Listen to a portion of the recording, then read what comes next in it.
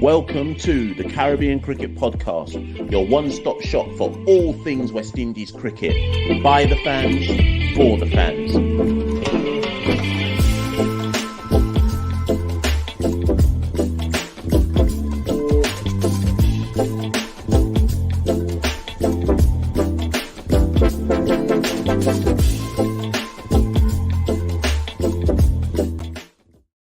Kumar Roach, and I listen to the Caribbean Cricket Podcast.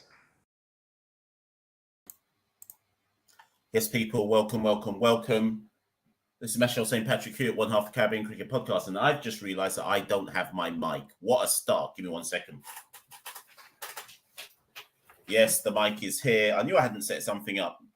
Welcome to Game 6 of CPL 2022. I should say the Hero CPL, but Hero aren't sponsoring us, so why should I plug their content, you know?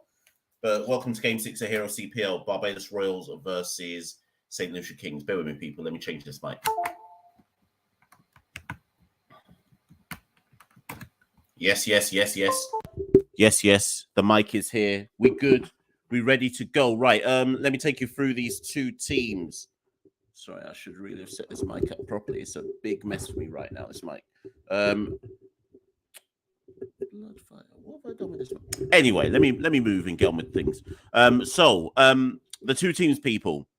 Let's go with the two teams. I put it in the chat already, but for those who don't know, that's not the teams. That's the test side. What have I done with the teams? Oh, it's in the comments.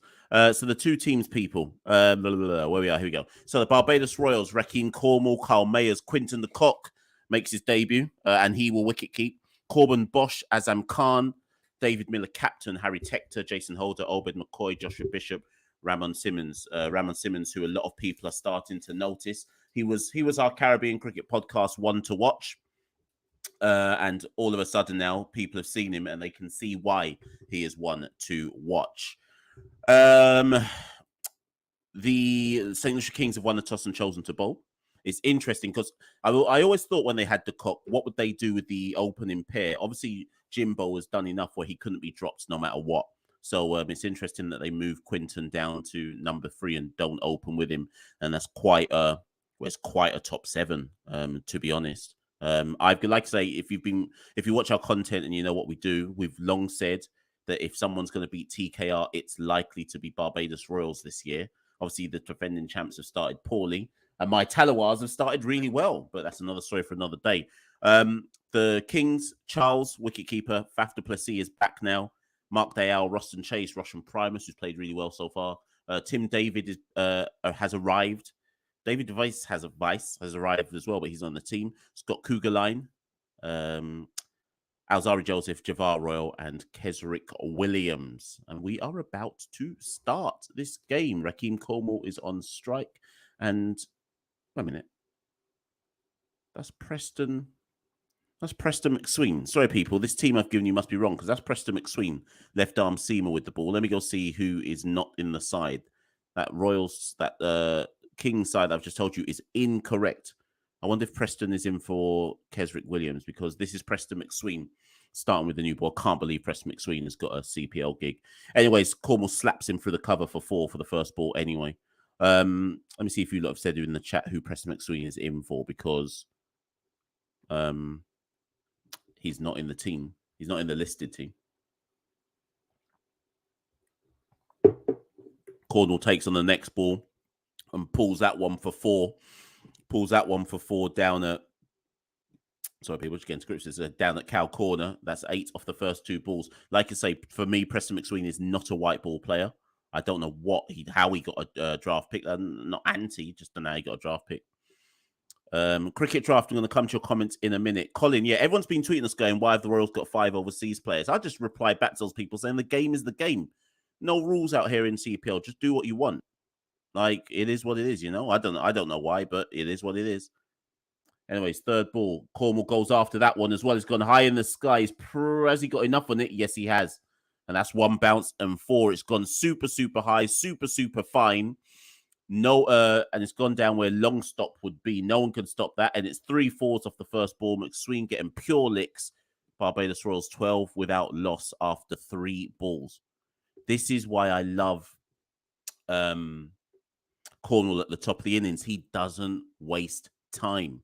He either gets in and claps people or gets out, and that's what T20 opener should do. Get in and do stuff. No, Cornwall doesn't juke the ball. He knows his role at the top of an innings.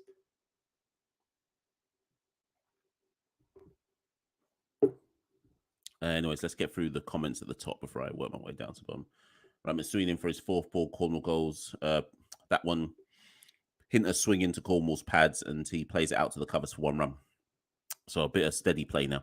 Supernova says Quinton is about to feast today, quite possibly. Cricket Draft is here. Hope some of you are in the Cricket Draft League. Thank goodness we have some cricket. Good day to you as well, Josh. Yes, good morning to you, Sachin. These early morning. In fact, this is probably good for the Caribbean crowd because rather than the game starting at 10, it's actually started at, 11? It's about an hour's delay. I also will be doing the game later, by the way, which is, I think it's the Patriots versus Amazon Warriors. So if you're around for the night game, we'll be doing a live for that one as well. Anyways, McSween comes in for his 5th ball of the over to the left-handed Mayers, and that's a wide. He'll have to reload that. Supernova says the hair is drippy. Yes. You know the drip. Carlos, good big up, Carlos. Good morning. Looking forward to seeing DeCock's contribution. Yep. Let's see how he goes today. Sorry, people trying to get scripts with this. Yep. Good afternoon. Bless up to Ferrell Francis. Cricket Draft says, do any of you have any players in this game? Do you know what, Cricket Draft? I'm going to look because I can't remember who I've got. I took DeCock out because I had DeCock in the first week. And it's 14 for number, by the way, for the Royals. I had DeCock in my team for the first week, and I took him out this week and put Shea Hope as my wicket keeper instead. Can't remember why I took DeCock out. I just felt to take him out. I have no idea why. I just took a gamble that not many people would pick Shea Hope, so I picked him. Anyways, and also I knew that Shea Hope would get 2 games because obviously Guyana are playing twice. That's probably the reason why. Anyways, final ball of McSween's over. Mayers defends it out into the covers. And that's the end of the first over. Remember, people, no overs have been lost today. We will get a full game unless the rain returns. And the Royals, after 1 over, are 14 without loss. Rakeem Cornwall, let me update these scores for you. Rakeem Cornwall is on 13 from 4 balls, and Carl Mayers is none. 2. Okay, so back to the Cricket Draft comments about who have I got. I'm just looking Cricket Draft to see who's in my team, and then I'm going to answer your question. Right, in my fantasy team in today's game, I have Corbin Bosch. Look at that. I had David Weiss in my team. He's not even playing to blouse and skirt. So he's going to, hopefully he gets, I assume, because Javar Royal is on my subs bench. So if David Weiss doesn't play, I assume the rules of the game are he just gets subbed out for Javar Royal, who now comes into bowl, funnily enough. I assume that he will just get subbed in Royal, and I get points for Royal instead. The other players I've got in this are Alzari Joseph, and that is it. So, yeah, we'll see how we go. And anyways, Rakeem Cornwall takes on Javar Royal's first ball. He's skewed that through the covers, and Mark Dale is able to haul that in, and they get 2 runs.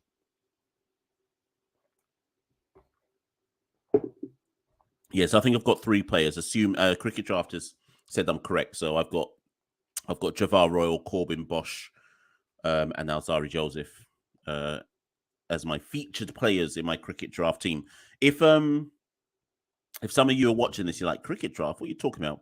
I'm just gonna put the link to the league now. I mean, you're 2 game weeks behind, so you may not want to join. But if you are interested, let me just put in the link. If you are interested, here is a link to the Caribbean Cricket Podcast. It's in the chat. That's the link to the Caribbean Cricket Podcast Fantasy CPL League. There's still plenty of games left. So although I doubt you can win, you might still get a high position. You might still beat me, for example. Anyways, that's good delivery from Javar Royal. Cornwall tries to cut that. It's lucky not to nick it behind to Johnson Charles. Anyways, St. Lucia should be a different proposition today with the Tim David and Faf, the captain, now in the side.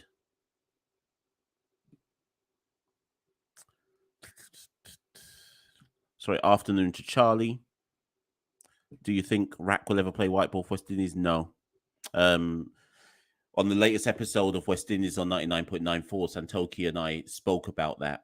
And we don't think the current selectors are going to pick Rakeem Cornwall in any format of West Indies cricket. I think they have an issue with his weight, so he certainly won't get in white ball wise. That's a fine cut from Carl Mayers. I'm not sure if that's deliberate or not. Primus, I think that is, can't cut that off from the boundary. It goes super fine, and that's the first 4 in Javar Royal's over. He's gone for 7. That's unfortunate for Javar Royal. I'm not convinced Mayers meant that, but either way, let's call it a streaky 4. Last ball of the over, he's gone 2.1.4. How will he finish the over, Javar Royal? Mayers goes after that one, pulls that one out into the leg side. But man comes, I think it's Dayal comes in off the boundary, and that's 1 run. So that's the end of the second over, and the Royals are 22 without loss after 2. Rakeem Cornwall is 16 off 7. And Carl Mayers is 5 off 5. It's the right decision for, given all the rain and the delay to the game. It makes sense if you're the Kings to bowl first. Oh, Floyd Reefer's with the Kings. I didn't know that. I knew Darren Sammy was head coach. I didn't realize Floyd Reefer was part of the backroom staff as well. Interesting.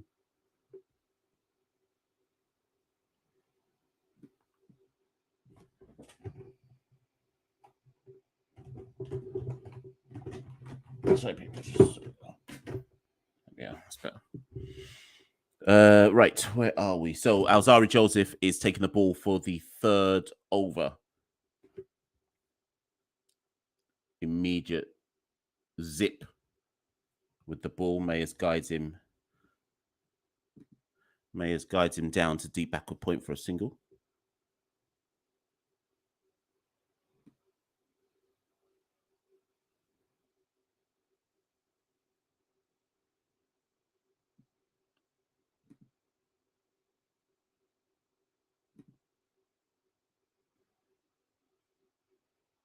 Show people just striker.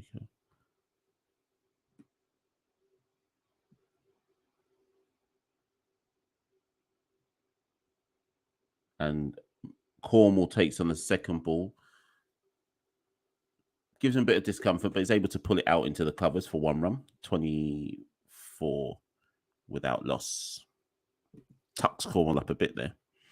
Anyways, well, let's go into the chat. Let's see what people are saying. Yes. Fireball is in the chat. Big up everyone. Yeah, TKR dropped a point due to the teeth out yesterday with the rain.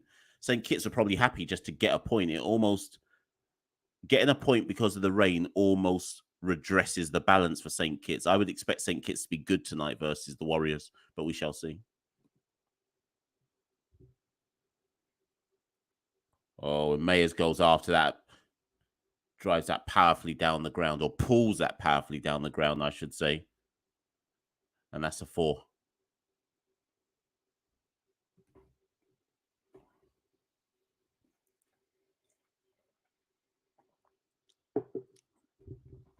Yeah, Alzari banged that one in. Mayers just treats it with utter disdain. 4 runs. Ratchet, yes, we are having a full game. No overs were lost. The way CPL have done it is that they've catered in for an hour to be lost. Right, and that's banged in short again. Mayers goes after that one. Is there anyone underneath it? No, it plugs. Plugs in the infield. Javar Royal must not have seen it. He was at deep square leg. And I don't know, Javar Royal was nowhere near it. It's like he didn't pick it up. Alzari Joseph not happy with that. I mean, I don't think Javar Royal could have caught that anyways, even if he had reacted quicker, but he did react late. Mayers gets away with it. And the Royals are 29 without loss after 2.4 overs. Colin says, what's your take on Sammy as coach? Yeah, I mean, if he surrounds himself with good enough people, then it makes sense. Listen, Sammy's always going to be involved with St. Lucia Kings no matter what. Like, Sammy's like royalty in St. Lucia. So it kind of, that one tucks Cornwall up again. Well bowled by Ozari, no run. So yeah, it's probably about time that Sammy gets his chance as a coach for St. Lucia, head coach. Sheldon says, can the Royals lose points for playing 5 overseas players? Listen, I'm just assuming, Sheldon, that they're allowed to, and that CPL just hasn't announced that you're allowed to play 5, because why would they do it otherwise? But I don't know, man. The game's the game. Again, dug in short, and Cornwall is able to play that into the leg side for 1. Fireball says, I see Brian Lara collecting the IPL bag like his friend Dwight York. Yeah, we're doing, Santoki and I are recording an episode tomorrow. We're doing a cuss out on that whole shebang. So we'll see how that goes. I'm sure people come for us after we do that cuss out. Sachin says, what are your thoughts on that Shepherd spell yesterday? Listen, I don't know what people want me to say. As far as I'm concerned, I feel like I've been one of the, and Santoki, in fairness, we've been one of the few people consistently saying for a long time, Romario Shepherd cannot be trusted to bowl. I've been saying it since last year's World Cup when people wanted to take him to the World Cup. And if you're long enough, by the way, Cornwall's just pulled that one down that straight down the ground from Javar Royal. That's another 4. Cornwall understands his assignment. He's now 22 not out of 11. So as I was saying, yeah, if any of you have been long-time listeners to the Caribbean Crew podcast, I was saying a year ago, don't take Romario Shepherd to the World Cup. He cannot be trusted with the ball. And it seems only now people are finally realizing Romario Shepherd can't be trusted with the ball. And that's not a cuss. It's just facts. He can't be trusted with the ball. Imagine. His prime. I always say, when you have an all-rounder, what's their primary suit? With Romario Shepherd, his primary suit is bowling. And yet still, his bowling has regressed so badly, you would assume that his primary suit was with the bat. But Guyana are going to pay for this, because if you go and watch our CPL preview show we did with young Samuel Badri, there was a point in the show where I said to Badri, Guyana's fast bowling stocks is a weakness. They're so spin heavy. Oh, nearly chops on there or flicks behind to a keeper. I said they're so spin heavy. What are they going to do with their pacers? Like, they've gone in with Chemo Paul, Romario Shepherd, Dean Smith.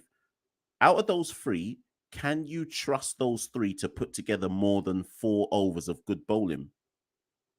I don't. But, I mean, there you go. Anyways, next ball, again, Romario. Cornwall rocks back and just clears the ground with that one. That's a 6. Javar Royal taking licks. Rakeem Cornwall moves to 32 of 14 balls.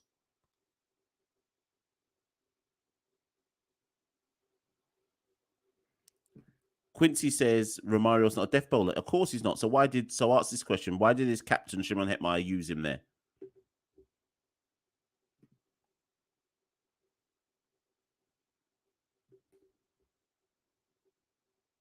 Yep, Sachin, poor tactics. Ask the captain, Shimron.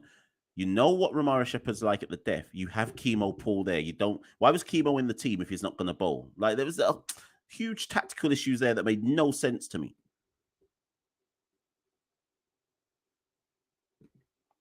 Anyways, 2 balls left of Javar Royals over. It's gone 4-4.6. Barbados Royals are 44 without loss after 3.4 overs. And Cornwall goes after that one again, nearly finds the fielder on the perimeter, but there's no run there. We're near 1 more ball, and then we're at the end of the 4th over.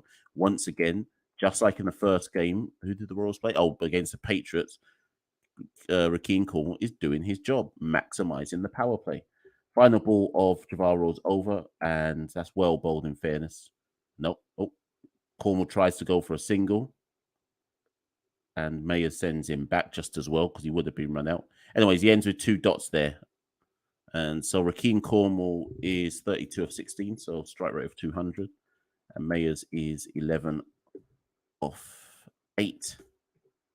And Royals are 44 out loss after 4 overs. Right, if you're in this, by the way, press like, press subscribe. There won't be as many people in this live today because obviously a lot will be watching Pakistan versus India. But if you are in this live because you couldn't care less about that, then press like, press subscribe, etc., etc. Share. Javon says take Cornwall to Australia. No, not going to happen. I mean, I would, but it's not going to happen.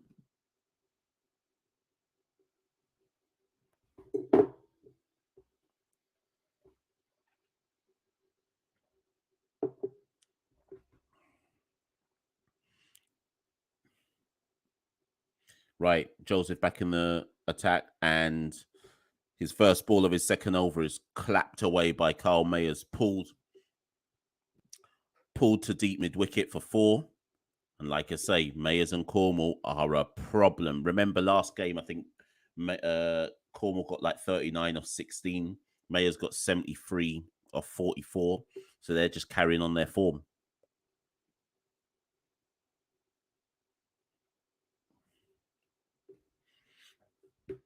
Yes, anyone who's in this live, you should know the process by now. I'm only doing the live for the first innings. Then I watch the second in my own time. And that's out. Gone. Oh, he's reviewing it. Okay, interesting. So, Mayers moves to like a 6-stump line on off-stump line, and he tries to hook that ball from Alzari Joseph. And he's been given out. Johnson Charles has caught him behind. I thought that was a clear nick off the bat or the glove. Mayers has reviewed it immediately. So he must think it's come off like his thigh. Not thigh, he's like his arm guard or something, because I thought that was just, clearly out, but let's see. Oh, it's his arm guard.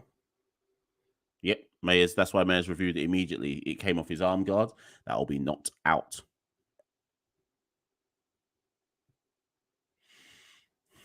So it's a poor decision from the umpire, actually. It's not out.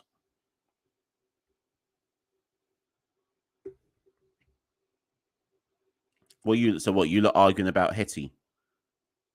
Not every time defend Hetmeyer, Guyana were poor yesterday. It's simple. Just call it what it was. They were poor. But then I said, if anyone's been watching any of the previous lives, I've been saying from before the tournament started, I don't think Guyana will be as good as people think this year. I think it will be between obviously St. Kitts have started poorly, so actually maybe St. Kitts won't get in the final 4. But I long assumed that the final 4 positions, it would be between Guyana and Jamaica to take the final spot. So who knows? We'll certainly know about St. Kitts today because they can't afford to lose against Guyana. So we shall see what happens later today. Anyways, next ball from Alzari Joseph, and Mayers can only play that out into the covers, no run.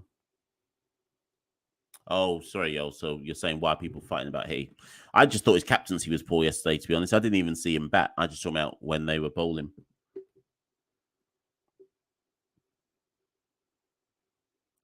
Anyway, so the Royals are 48 without loss after 4.3 overs. Alzari comes back in again and again, tucks up Mayers, and Mayers can only guide that to the man at backward point, or third man even, and that's 1 run. Royals move to 49 without loss. 2 more balls of the 5th over remaining.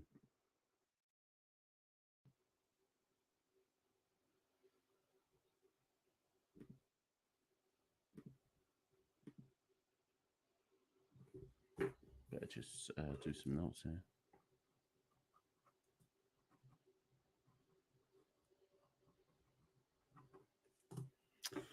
So 2 more balls remaining. Since the early 4, in fairness, Alzari's gone 4.1. What's he got for his 5th ball of the over? Blows a Yorker there. He appeals, but that was clearly bat first. Are they reviewing it? They're not reviewing that. Are they reviewing that? They're reviewing it. Okay. I assumed Cornwall got some bat on that. I didn't even think it was a good delivery.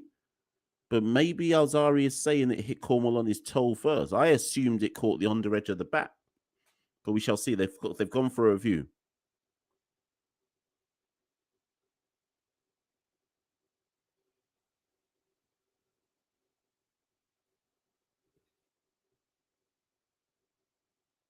Right, so they're legal deliveries. There's no issue with that. Let's see the next part now.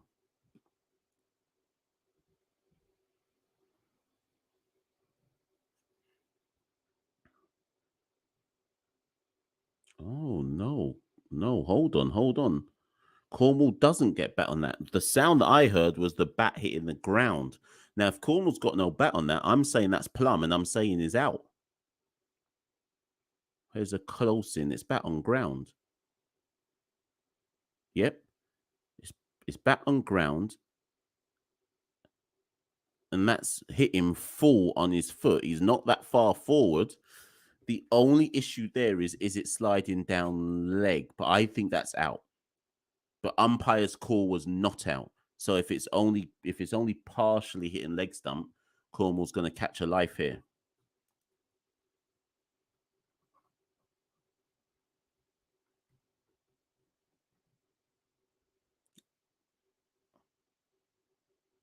Gone. So Rakeem Cornwall goes LBW. It's middle and leg. It's not even sliding. It's middle and leg.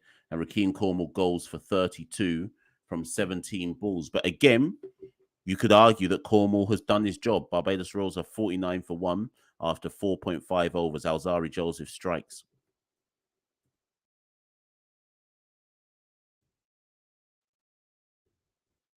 Rakeem Cornwall goes for 32 from 17 balls.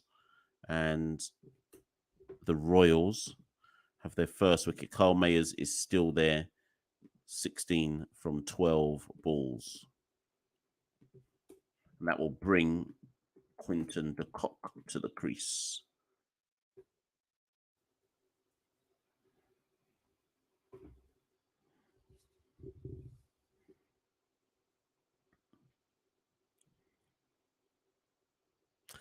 So whilst you are all arguing about what Guyana should do, I'm just going to pick this point from Yo. Yo says always give Odin 4. I don't know about that because on any given day, Odin himself can go for licks. The point is quite simple for me. Odin, Chemo, Shepherd, you can get 6 overs out of those 3, right? If you use them properly.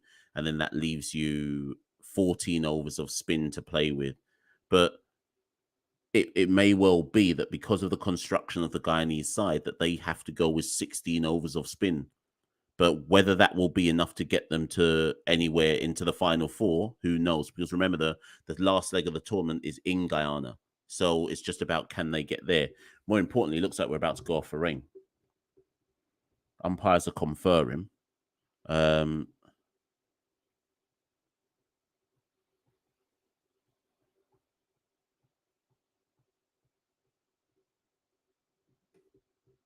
Nope, they're not going off for rain just yet, but the groundsmen are around the boundary, so it's clear that they probably can tell that there's some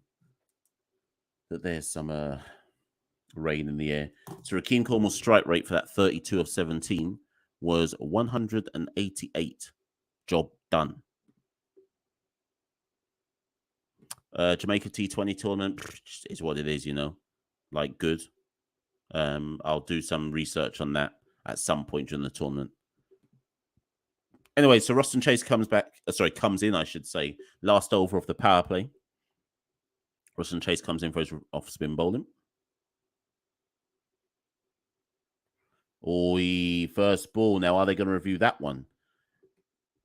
Bit of a murmur behind the stumps from Tim David, saying that Carl Mayers had nicked off to Johnson Charles, but we get on with that. There's nothing doing there. No run.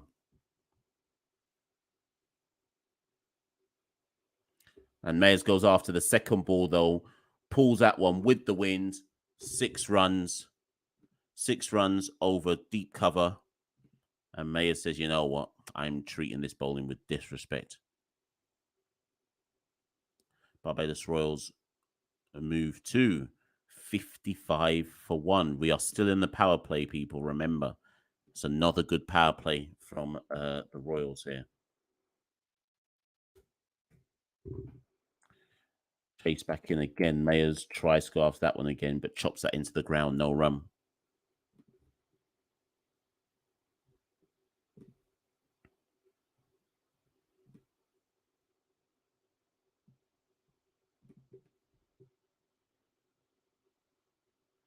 And Mayers again, same shot, goes after it, pulls. Mark Dale comes in off the boundary, but plugs in the infield before he can get there. It's 1 run.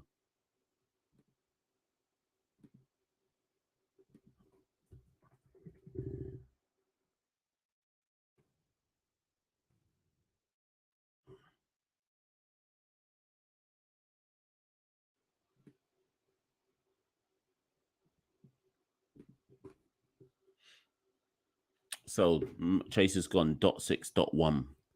Comes in for his 5th ball of the over. And Quinton de Kock plays that fine for 1 run to put Mayers back on strike. Last ball of the power play coming up.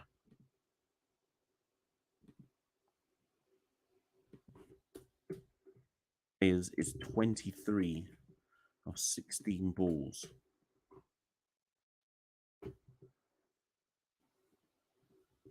What can Chase cook up for this last ball? And again, well bowled, sliding down leg, but Mayers can do nothing with that. And that's a dot, and that's the end of the power play. The Barbados Royals have reached 57 for 1 at the end of the power play. Carl Mayers is on 23 not out of 17 balls. And Quinton de Kock is 1 from 1. Or has he faced 2 balls? Sorry, 1 from 2.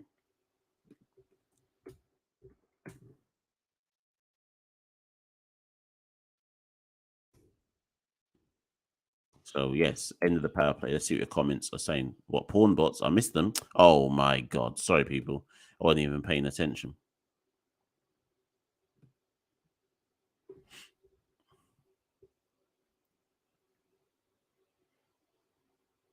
Fireball says, are we watching the women's CPL final today? I will be. I won't be doing a live because I have to catch a break before, the groundsmen have got their yellow high vis on people, so they're clearly expecting rain. 1 second, let me get my sweets. Umbrellas are out in the field. Everyone's expecting rain to come soon. Pink Spaghetti says, will we ever have home and away games in CPL again? Yeah, I think so. I think next year's CPL, we'll go back to that. Oh, and that's it. The rain's come. Umpires are taking the stumps out of the ground, and we're about to get a rain break, people. Who knows how long this rain break's going to be? Boy, oh boy. So I mean my sweets. So we got a break coming up. Here comes the covers. This could be the end of the game for all I know.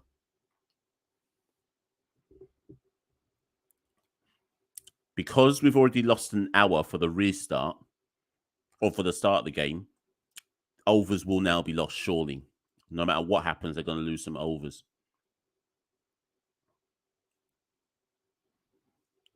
Surendran says, what's a good score in this game? Who knows? We might get a shortened game here.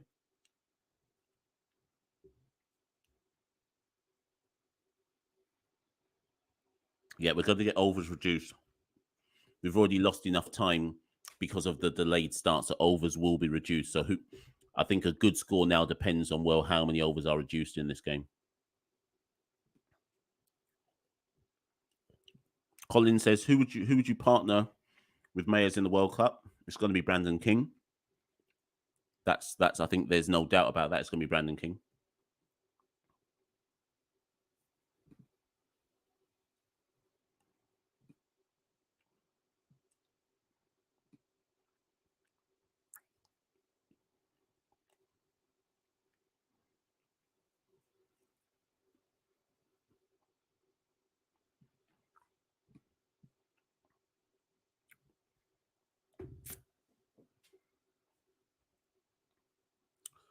Right. So people, so I was just seeing if there's any more comments there. I've got sweets in my mouth. Here's what we're going to do. So it's 57 for 1 at the end of the power play. I don't know how long this rain break's going to be. So I don't know, man. Boy, but this could be anything from here. I don't even know if the Royals are going to come back out and bat at this rate. Boy, this could be the end of the live. Okay, here's what I'm going to do, people. 35 minutes so far we've had. We don't know how long this rain break's going to be. I'm going to come off the screen. I'm going to leave like the interval screen up with the score. I'm going to come back in 20 minutes or so with an update. Whether if the game started, then the game has started. If the game hasn't started, I'll come back with an update and make a decision. Colin says, let's just talk. You lot can still talk amongst yourselves in the comments, you know. I'll still be there in the comments. I just don't think I'll be on the screen because I don't know how long this break's going to be. Let me just go do some digging. 1 second. I'll keep on the screen. I'm going to do some digging, see what the rain break might be. Let's see what people are saying.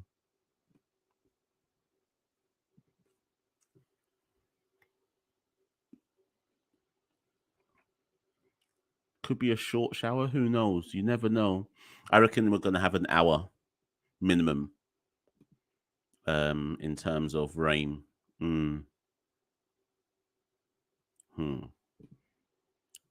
Yeah, okay. I think we're going to have a bit of I think we're going to have like an hour of a break here. Let's see how it goes from there. Right, so people, I'm going to take myself off the screen. I'm going to, so Javid says it looks like a passing cloud. That's what I think. That's why I'm going to take myself off the screen because I think this is only going to be, I'm hoping this is only going to be maybe a 20, 30-minute break. The fact that the players are still sitting in the dugout tells me that it's not heavy enough for anybody to run indoors. So I think this is a passing one. So I think this might be 20 minutes, people. So I'll go off the screen for now. I'll still be in the chat. Yeah, this is looking clear. I think we'll be back on in 20 minutes or so. So I'll be back shortly, people. Faf is back on the boundary, in fact. Oh, no, it's not. Sorry. I thought he was on the boundary, but it already looks clearer. So give me 10 minutes or so, people. I think we'll be back out shortly. So stay in the comments if you want to. I'll still be in the comments doing bits and pieces.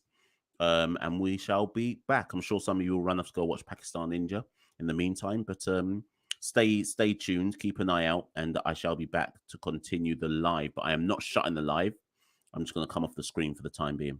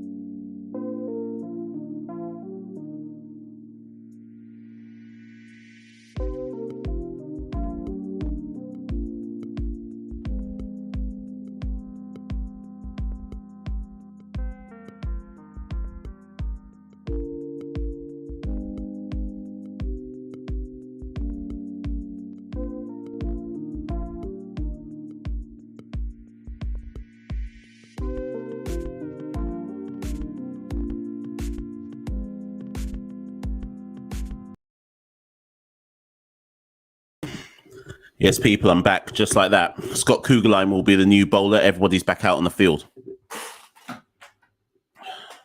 And he's running in with Carl Mayers on strike. Or, sorry, De Kock on strike. Slow delivery and good fielding by Mark Dayal out on the boundary. And De Kock runs back for 2. Yes, we're back, people. Barbados Royals are 59 for 1. They haven't announced any overs being lost, so I guess we're still on for 20 overs. Just about.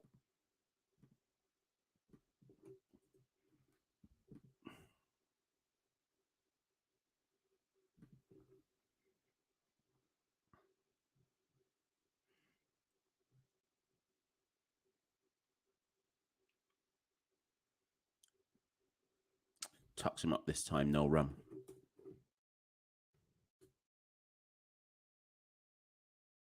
Yeah, so I put it in the chat comments. I'm assuming most people have seen it by now, but basically you're allowed to play 5 overseas players because they're playing an emerging player in Ramon Simmons. So if you play one emerging player until they've played their 5, because you must play an emerging player for 5 games of your 10 group games.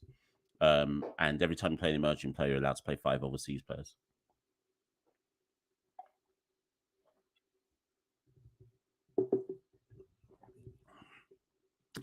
What about Django? So he was good in the 60. So what? If you go and look at Django's body of work, what has he actually done other than this 60 tournament to justify a pick for the West Indies?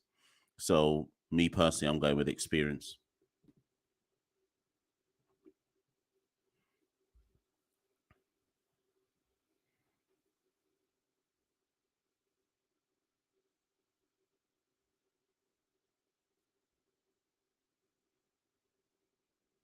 Oh, the Cock nearly chops on. Again, no run. Good start this by Kugelheim. 2. Only 2 runs off the over so far.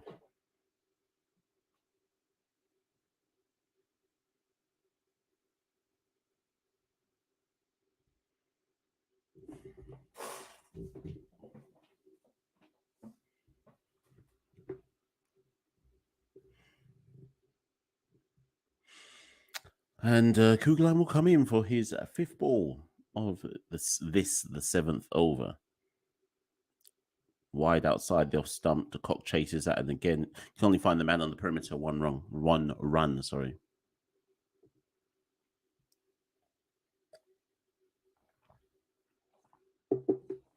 Fireball. It's still a 20 over game. They just came back in time, so as not to have any overs lost.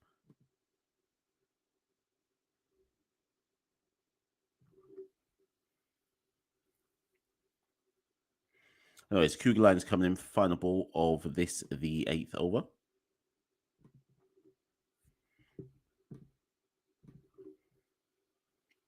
And he went short, but his radar was off down the leg side, and Carl Mayers just uses that pace to guide that down to the boundary for 4 runs. And that ruins what had been a good over by Scott Kugelheim.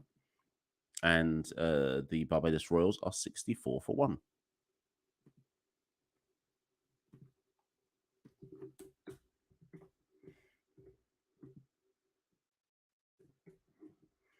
Mayers is 27 from 18 balls. Quinton de Kock is 4 from 7 balls.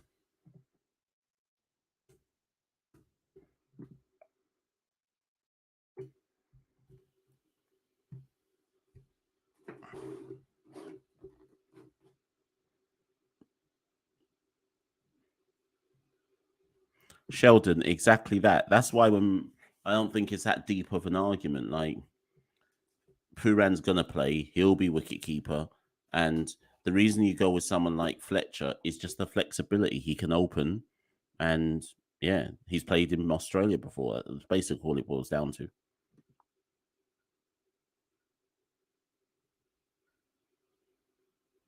What do I think of Matthews and Powell's captaincy in what? In this tournament? Hey, the jury's out on Hayley Matthews. ask me again after I've seen West Indies women play under her captaincy. As for Powell, win some, you lose some. I think he's certainly a more intelligent captain than people realise with Rovman.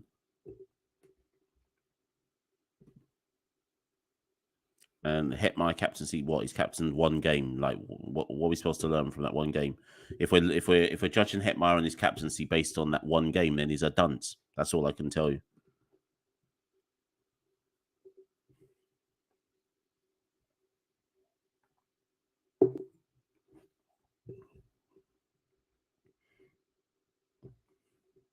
Anyways, Roston Chase is back in to bowl his second over. And he's now quickly spinner's bowl though. He's already bowled 3 balls, 1-1-1.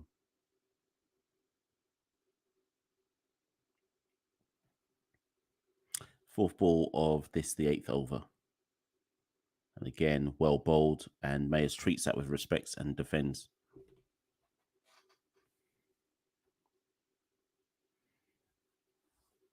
Yeah, this is going to be... it's not going to be that lively of a live. I think a lot of people will be watching Pakistan, New Zealand. It's that's juicy full toss from Roston Chase, and Carl Mayers just drives it over cover for 4 runs.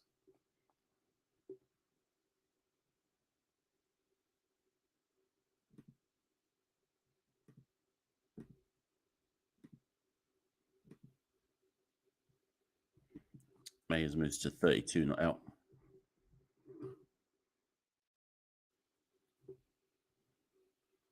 Final ball of Chase is over. And again, Mayers rocks back and cuts, and he beats the man in the covers. 4 runs. It should have been stopped in the covers, but it goes down to deep backward point. There's no one there, and that's a fortuitous 4 for Carl Mayers, and he moves to 36 not out from 22 balls, carrying on his good form, albeit via 3 drops. In the game versus St. Kitts, the Barbados Royals are 71 for 1.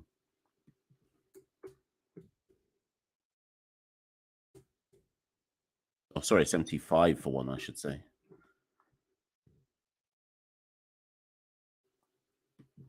Lucia, St. Lucia should be a bit worried here because the cock is just getting his eye in. He doesn't even have to go at any kind of lick right now. They should be, boy, if they let this guy get in, it could be curtains for them.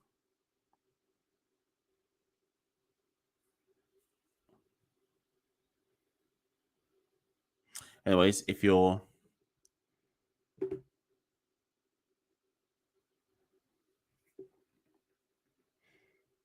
they're bringing. Oh wait, Wiese is in the team.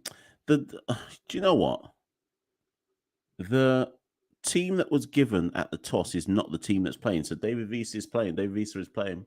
He's now got the ball for the 9th over, and the cock plays it down to the man on the boundary for 1 run.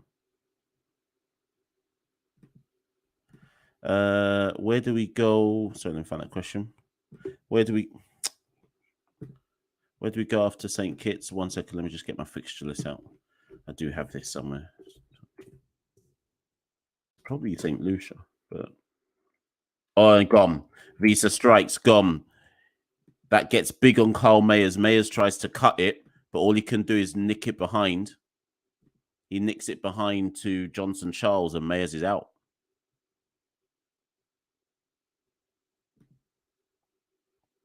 It's a bit of a cutter into the pitch there, but the bounce got big on Mayers. He thought he could cut it fine, but couldn't get on top of that.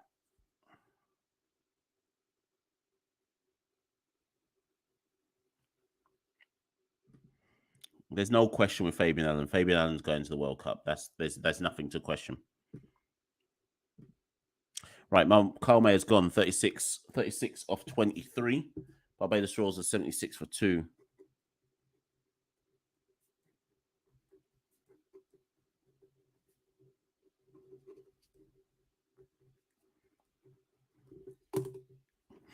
Just update this score.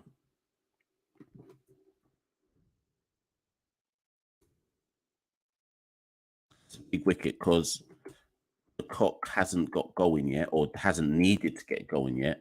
And with Mayers at the other end, there was no need for him to start going crazy or anything like that. So there'll have to be a bit of consolidation now from him and Azam Khan for a bit before one of them, if not both,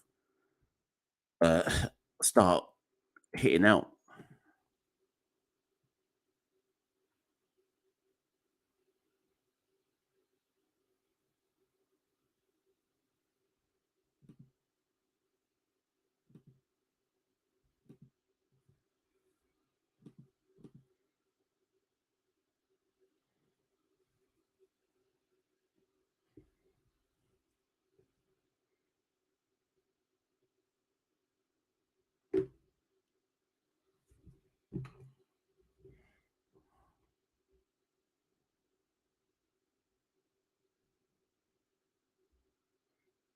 Oi, first ball to Azam Khan. It's a play and a miss. First ball up.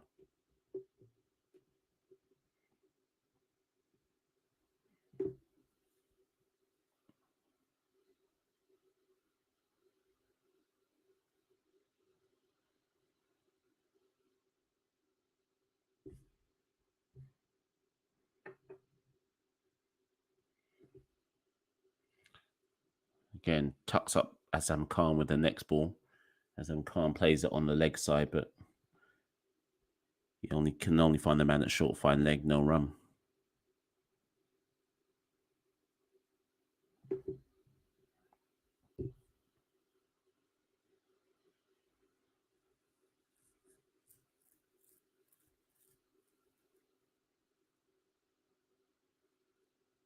This time, Azam Khan's able to guide the ball down to the man at third man for one run. So one more ball left of David Wiese's over. He's only gone for 2 runs in this is his first over. Nice little over here to bring the game back somewhat.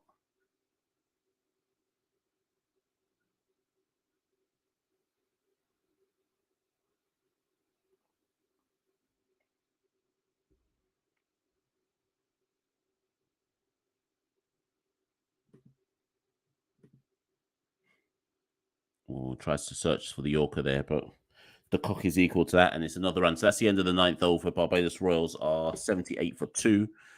Quinton de Kock is 8 off 11 balls. Azam Khan is 1 off 3 balls. Finally poised at the moment. But still feel that Barbados are more happy with how things are going just at this moment in time.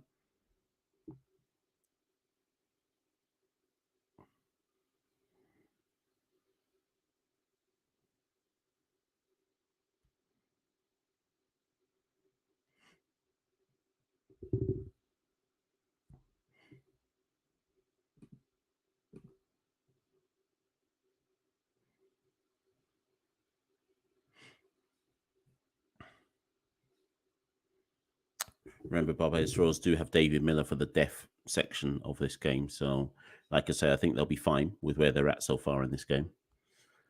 So Mark Dale into the attack now, and the first one finds a bit of drift, and that's a play and a miss by de Kock.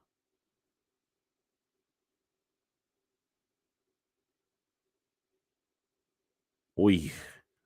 Next one, de Kock brings out the reverse sweep. That doesn't go where he intends it to, but they get 1 run.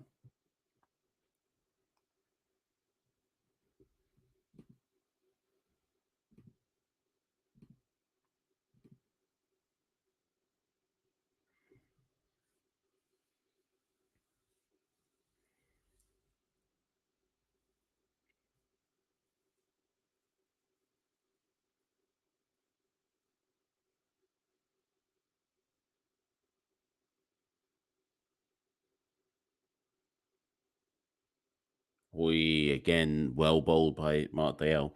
Azam Khan can't do anything with that. It's a dot. So far, Dale, dot, leg by dot. Good start to this over, the 10th over, reaching the halfway point of the game. They're probably going to have a break after that. Oh, now Azam comes down the wickets, that one, nearly falls over himself, gets 1 run. But again, they're struggling to read. Mark Dale here. Yeah, so we're about to get to that 10 over midway point of the match. And they're going to go for a break. They don't need to. We've already had about an hour and a half off the pitch. And again, beats de Kock's outside edge. One more ball left of this over. Dale's only gone for 2 runs.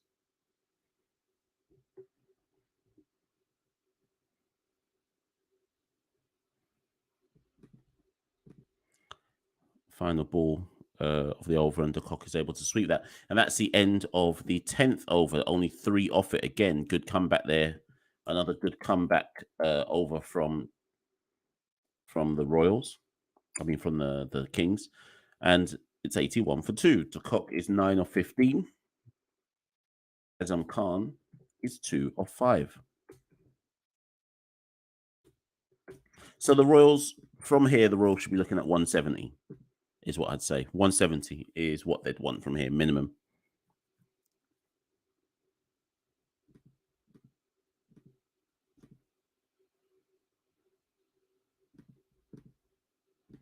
So we're having that Angusta drinks break where they have a foolish 5 to 7 minute break. This is why cricket's such a stupid game. They've been off the pitch They've been off the pitch for more time than they've been on the pitch so far today, and yet still we've got to the 10 over mark and we're having a break. Obviously, it's for adverts and it's for sponsors, etc. But this is why we don't get quick games in T20, because keep the game moving. Now we're just sitting there having to take a break.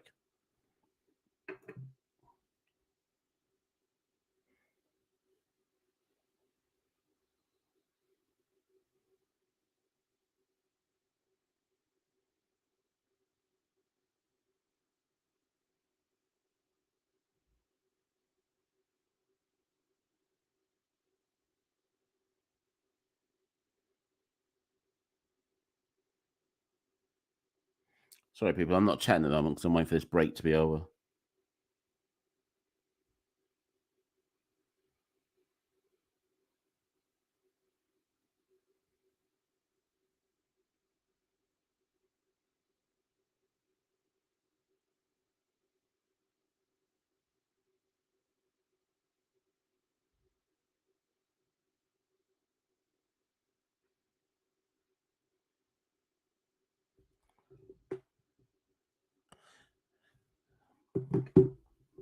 Right, so you lot are just arguing about who's going to be in your World Cup squad, right? So Pink Spaghetti says Mayers, King, Hetmeyer, Pooran, Rutherford, Russell, Allen, Holder, Hussain, Cottrell, McCoy, with Joseph, Drake's, Paul, Walsh Jr. making up the 15. Rutherford won't be there. I'm not even sure if Dre Russ will be there, but other than that, I think, I think you're pretty close, to be honest. Rutherford and Russell will be the 2 question marks in that squad for me. I'd assume they want to take an off spinner, so you might see off or leggy. So you've got Walsh Jr., so that covers that. It might be that they take Roston Chase. Depends how Roston Chase goes in this tournament for the Kings.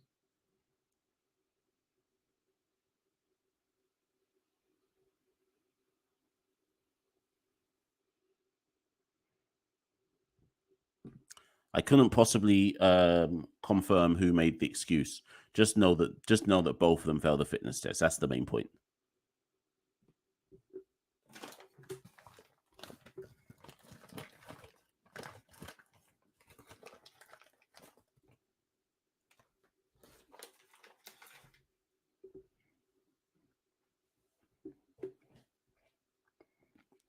All right.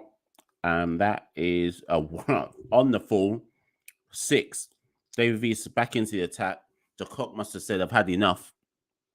And launches. Oh, they said 4. I thought that was full straight into the boundary rope, but they've said it's 1 bounce 4. That looked like 6 to me. Yeah, I think that's 6. They may overturn that.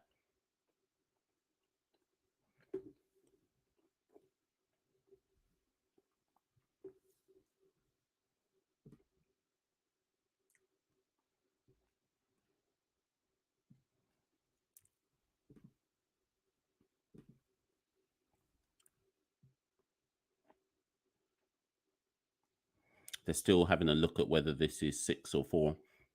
I think you have to give the benefit to the batter here. I think that's 6. Yep, it's a 6. So de Kock moves to 15 of 16 balls.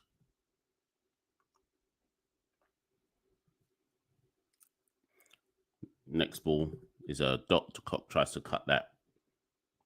And that's a dot.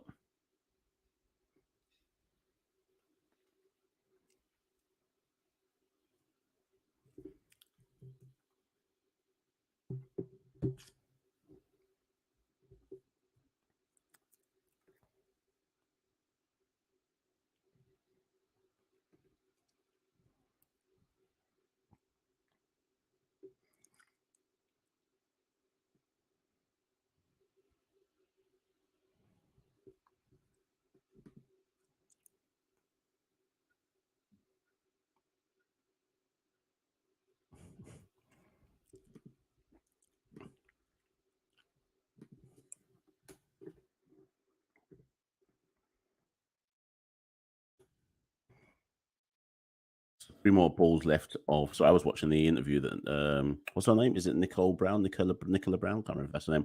Anyways, Azam Khan, big shot, straight down the ground, 6. It's another 6. So David Wiese, after taking a wicket in his first over, been hit for 2 6s in his second. Some people are watching India versus Pakistan, but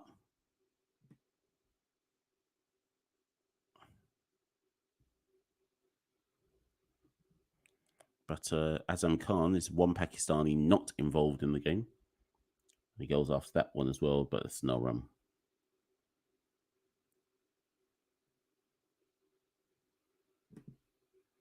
So the Royals are 94 for 2. Azam Khan is 8 of 7.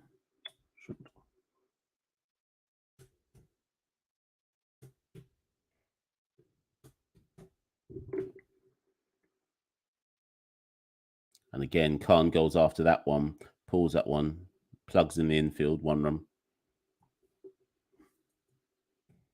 One more ball left of this over. Oh, no, that's the end of the over. Wiese takes his hat. That's the end of the over. So the Royals at the end of that over are 95 for 2 with 9 overs to go. This is slow going, man. It's 5 o'clock and we're just out here. Game's just moving slow.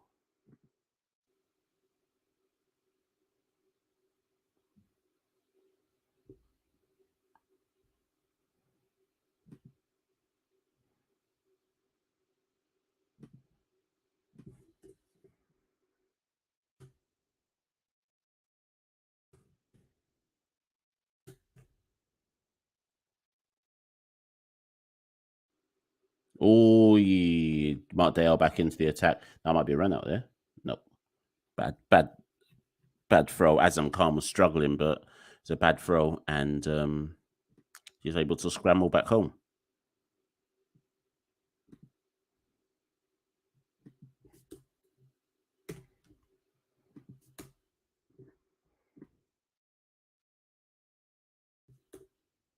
Yeah,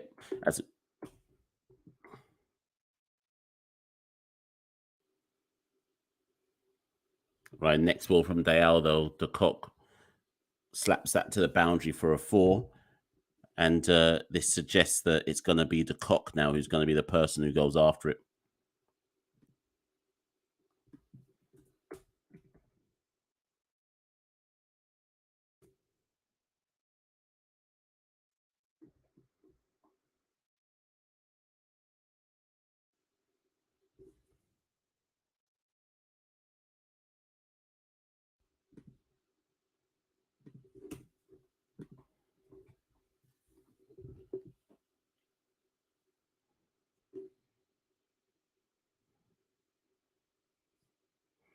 Again, wide outside the off stump, and the cock slaps that to the man on the perimeter, 1 run. So this over has gone leg by 4.1. Dayal none for 7 from his 1.4 overs thus far.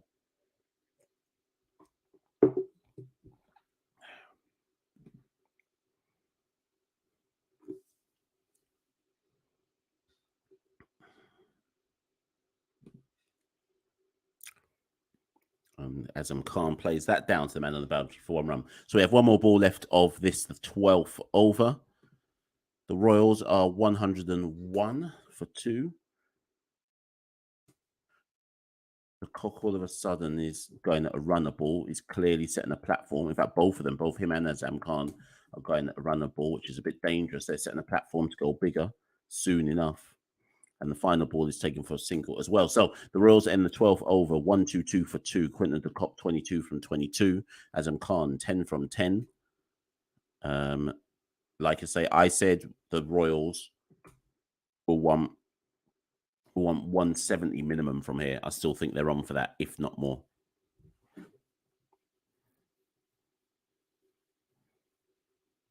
You lot still arguing about who should or shouldn't be in a team?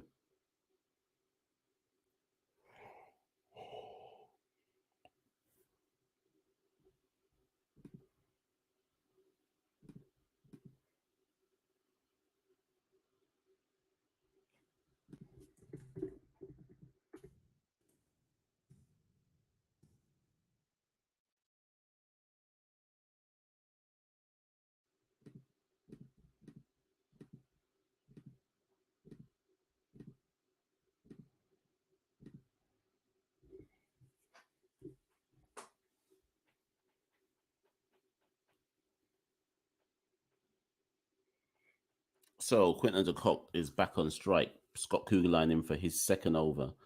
Right, de Kock moves to the offside, pulls that again, doesn't time it correctly, plugs on the perimeter, no one's there, 1 run.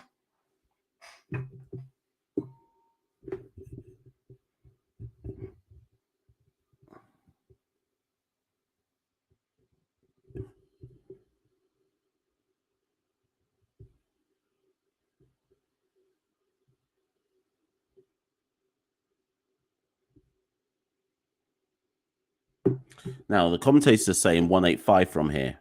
I think 170 is the minimum call here. And gone.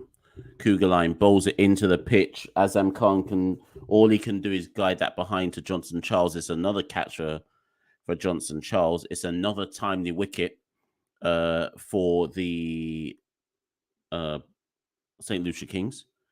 And it's 103 for 3. Somebody's got the score wrong, either because Crick Info is saying it's 104 for 2. So either the scorecard on the screen is wrong. Oh, no, sorry. Ignore me, people. Sorry. They've synced up. So 104 for 3. Azam Khan goes. Again, no big thing, though, because given the depth of the Royals batting, I don't think that's. I think the foundation is set for them to still go big from here.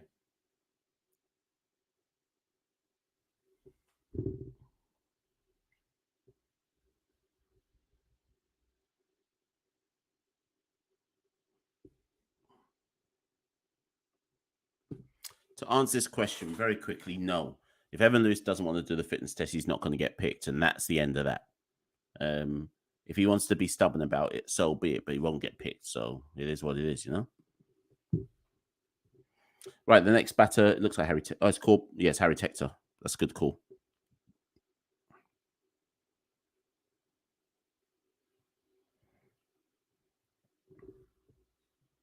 But who said that Lewis was just going to walk back in? No one has said that. No one has indicated that Cricket West Indies are going to do that.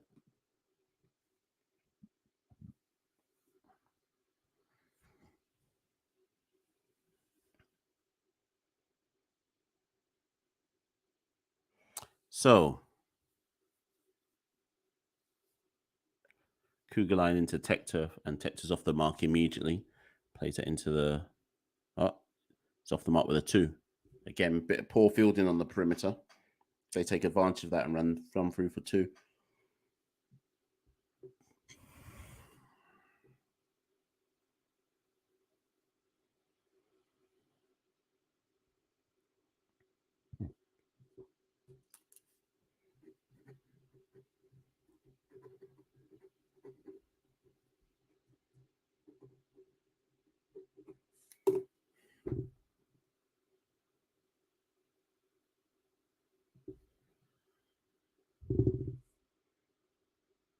Again, well played by Tector. Tries to run a quick 2. This time it's just a 1.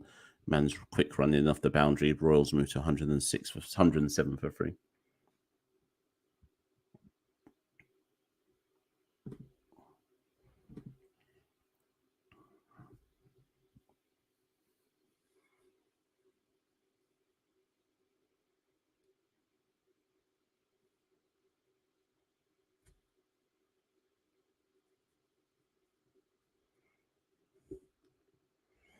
Talk to Adams and Haynes about what though? Like I don't understand this. What's the fight down here?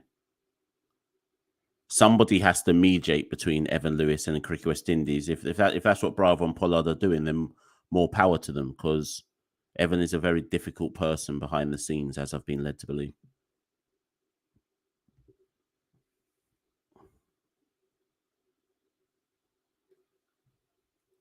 And when I say difficult, I don't mean like he can't be reasoned with. He's just a bit stubborn. Anyways, Royals are 108 for 3. Thing is, at the end of the day, Evan Lewis is a world-class white ball player. So we have to do whatever we can to get the guy to see sense. So anybody saying he shouldn't be in the team, that's foolishness. If he does what he needs to do, Evan Lewis walks into our team.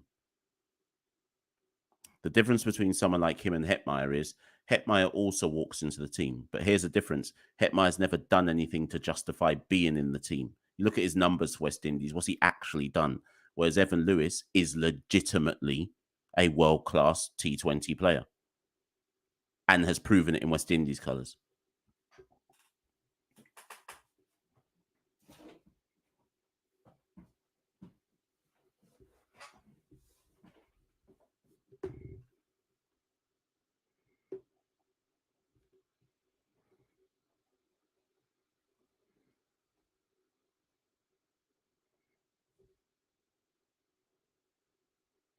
So end of the 13th over, 108 for 3.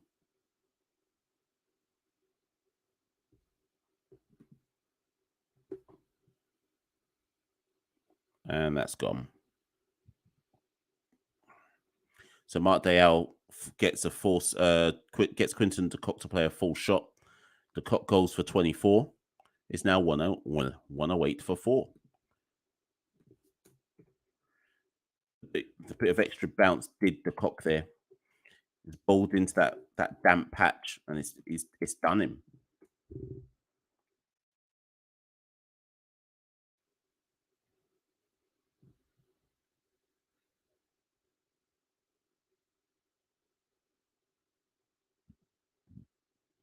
So De Kock goes for 24 of 25. Dayal caught Wiese, I should say.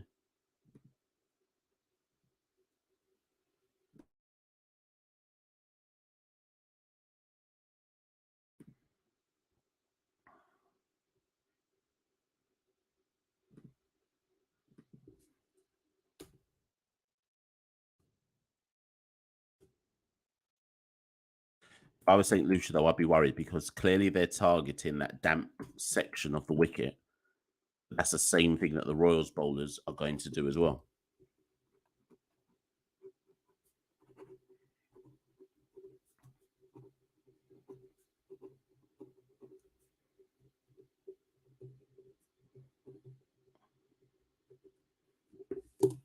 So David Miller now walks to the crease. He's the new batter, the captain of the Barbados Royals. Barbados in a spot of bother here, but again, enough overs left to set a very imposing score. And he's off the mark straight away. His first ball, plays that into the leg side, runs through for a single.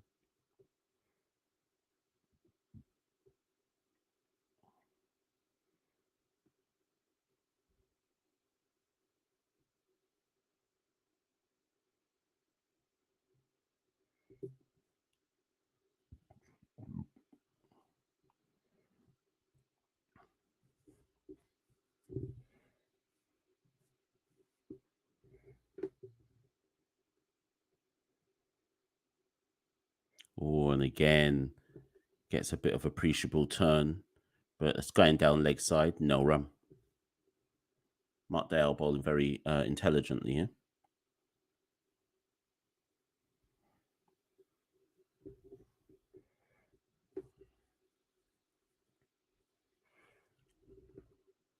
Tech are able to just play that into the covers for one. Yeah, so if you're in this, you know what? You lot are just chatting back and forth about the same thing. So I'm going to jump into this chat one last time to just dead the talk. Sheldon's actually right. The medical,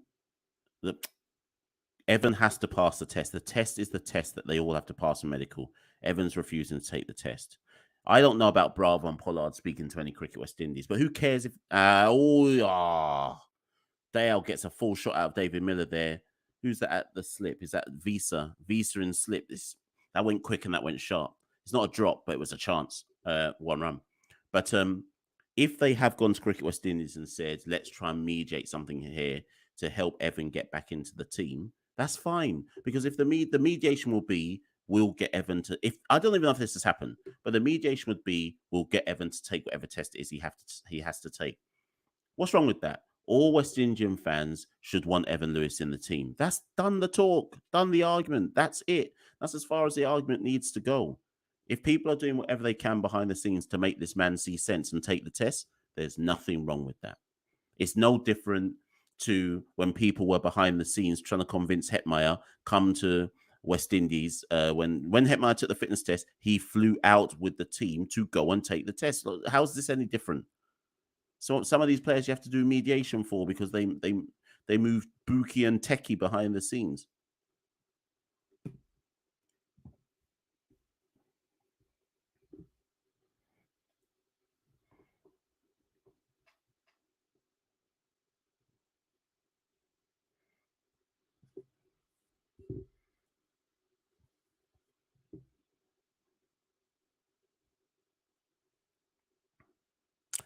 That's why it was hard for David Wiese. It deflected off Johnson Charles' pad, and that took the ball another way. There's no, I mean, to take that catch, you'd have to have superhuman reactions.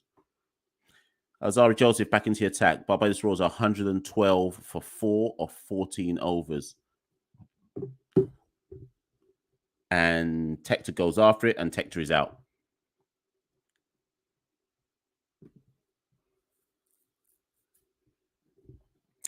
It's a good catch from Kugelijn. I wouldn't say it's a great catch, but he was in the right place, and he timed his dive perfectly. And that is out. And again, they keep taking wickets here. I said Royal should get up to 170.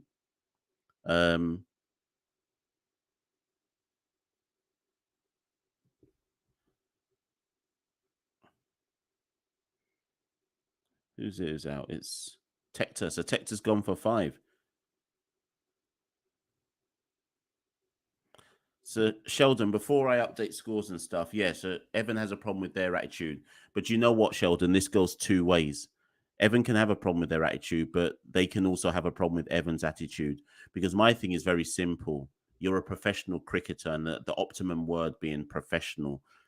It's too easy to say it's my employer's fault. All Evan has had to do since his first issue with them was just say, you know what? I'm going to do the fitness test at this point in time. He didn't need to go down the fight down attitude. So this isn't a one person only fault thing here or one way only fault. There will be intransigence on both sides. And the thing is, Evan is stubborn because by now we could easily have fixed this and just said, so like, not sorry, but like, okay, I'll do whatever I need to do. Like, do you know what I mean? So it's 2 ways for me. Anyways, Corbin Bosch is into the is at the crease now with David Miller. All of a sudden, what I said would be 170. I'm now wondering if they're going to get to 160 even. But I mean, there's still 5 wickets to play around with here.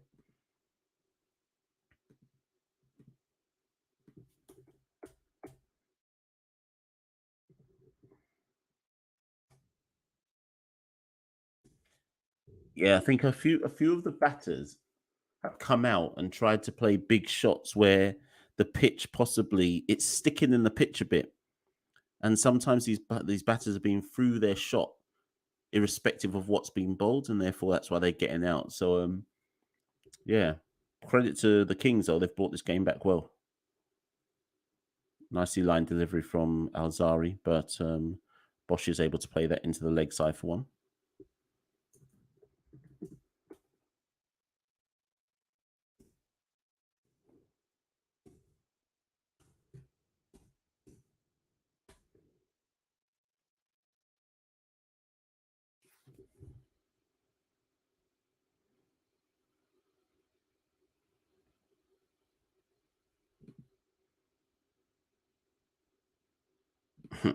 O'Shane Thomas on the bench for Barbados Royals today.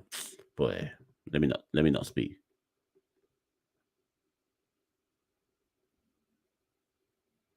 It's played off his legs, Miller to the leg side for 1 run.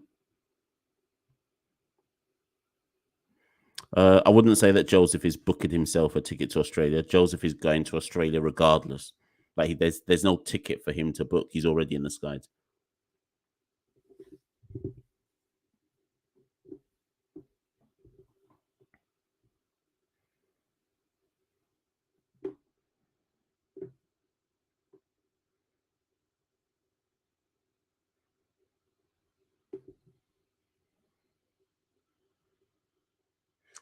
Nice bouncer there from Azari Joseph. That's a dot ball. They're giving it wide. Giving it wide, sir.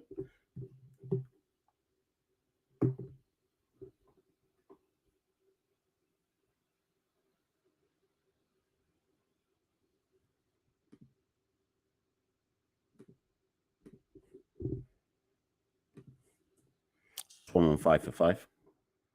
Miller on 3, Bosch on 1. Oh, Azari causing problems here. So as one more ball of Azari's over, he's gone wicket dot 1-1 wide 1. 1 ball to go. 116 for 5.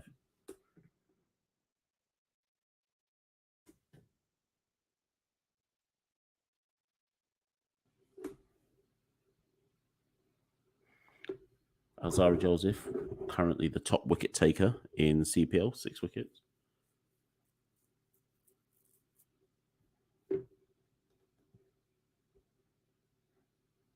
Again, tucks him up there a bit, and that looks like leg buys into the leg side. Are they signaling that, or have they given that as a run? Not they're giving it as a run to David Miller. That's the end of the over. So 5 overs to go. This has been painstaking watching this. 5 overs to go. The Royals are 117 for 5.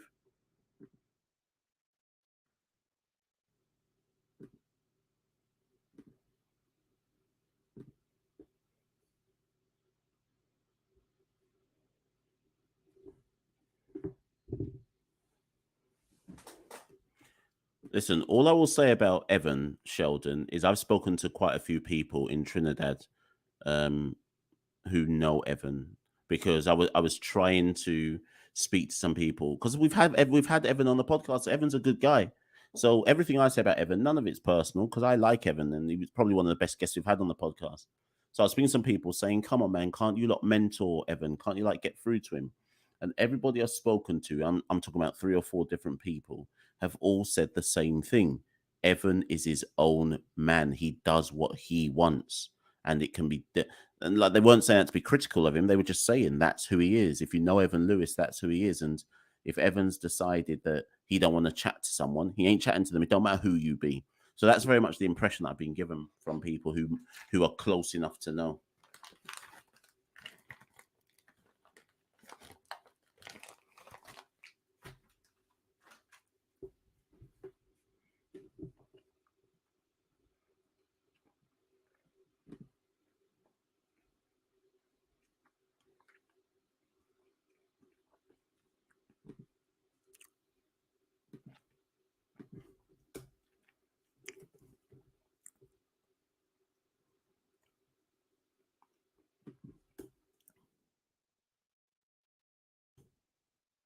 Out. It's another wicket. Mark Dale picks up a wicket. This time it's Corbin Bosch gone. It's 188, 118 for 6. Another full stroke.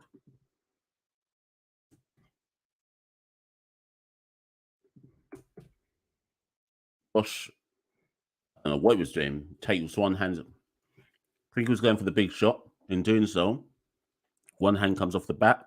Javar Roll takes the catch inside the perimeter. Bosch goes for 2. And the Royals just continuing to lose wickets at regular intervals.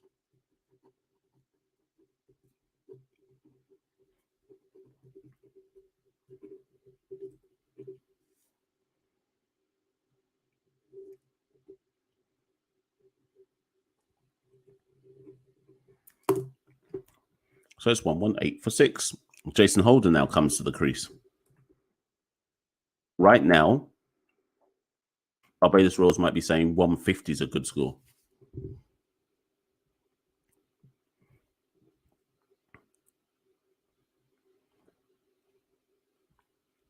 Yep, I agree with Javid. As much as this is good for from the Kings, I'd be worried if I was them. I'd be worried about what's going to happen when they bat on it.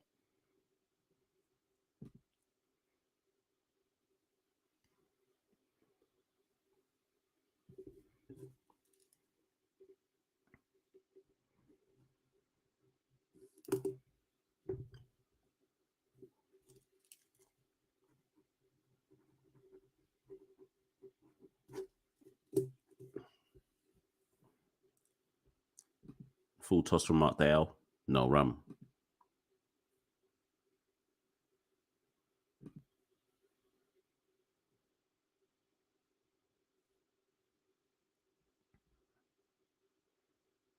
The thing is, 007, it's not West Indies' responsibility to send O'Shane Thomas anywhere.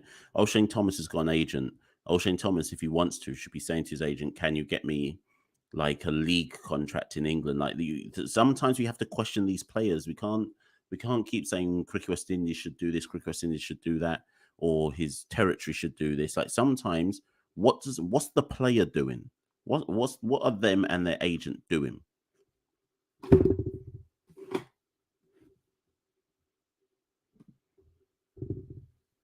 Anyways, Dale's 4 overs are complete, 2 for 15.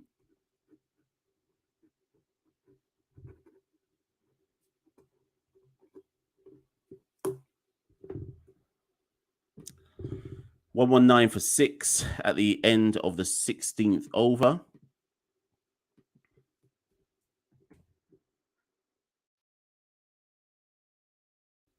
Suddenly, the Barbados Royals innings is basically going nowhere at this moment in time, just meandering along.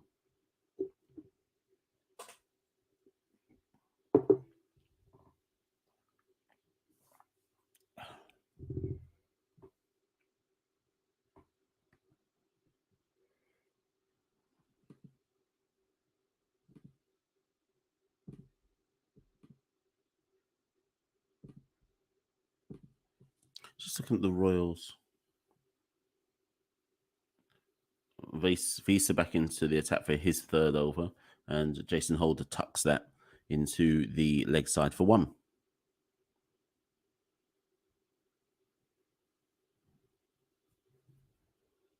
They might have to, if it's going to be interesting to see what Barbados do later on. The spinners have had some joy, or Mark Dale has had a bit of joy. So will they give a bowl to Rakeem Cornwall today? It'll be interesting to see what they do.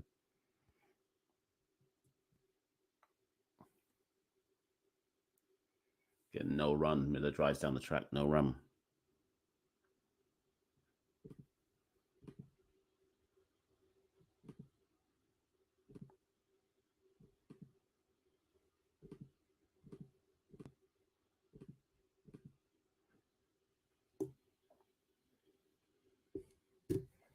Current run rate is 7.35.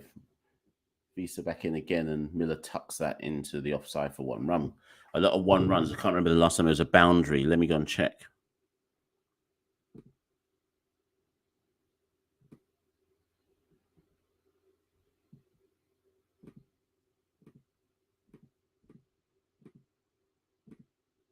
The last time there was a boundary was in the 12th over. We're now in the 17th over. I think that says a lot.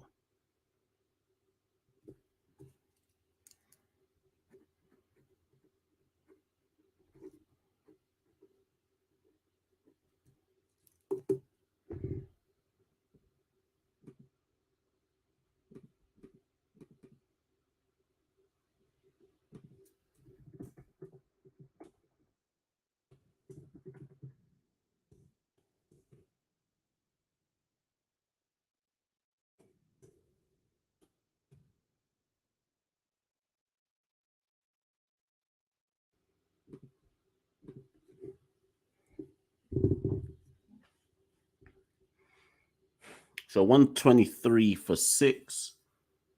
1 more ball left of this David Wiese over. Yes, 007. I'll see what I can do. Read that.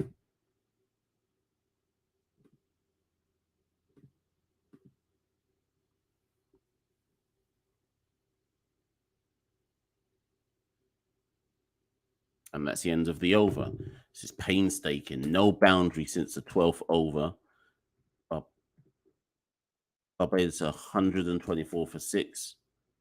17 overs. David Miller is 7 off 9. Jason Holder.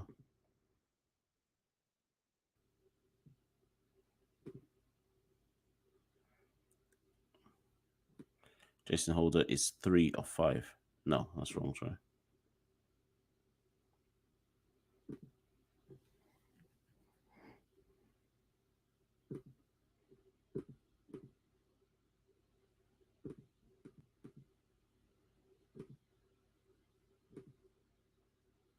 Right, Jason Holder is 4 off 6.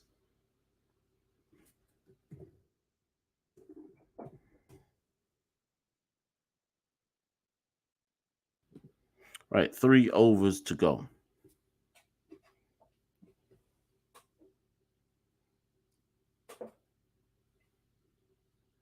Jason Holder on strike. Scott Kugelheim comes back to bowl his 3rd over.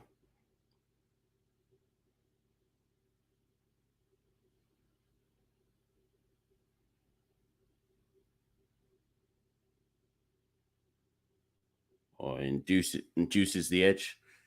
But induces the edge. But there's nobody at 3rd man. And that is a 4.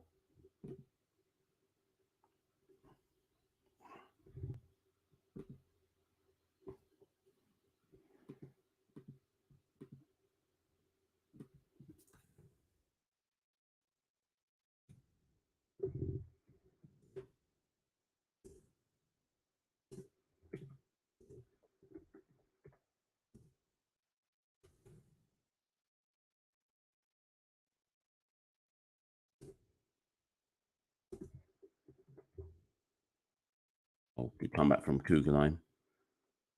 Holder can do nothing with that other than defend it back down the track. No run.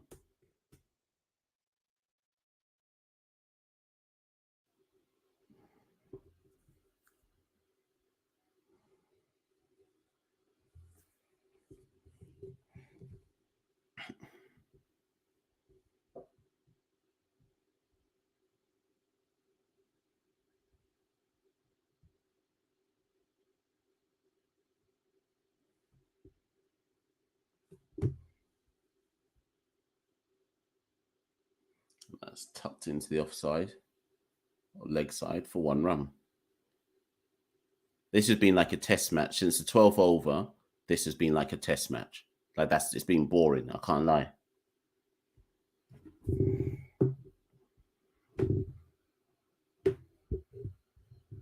It's like the rain break came and turned this into a test match wicket.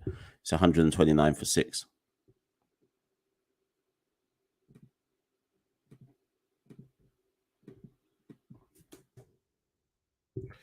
Three balls left to Scott Kugelheim's 18th over. It's gone on for ages, man.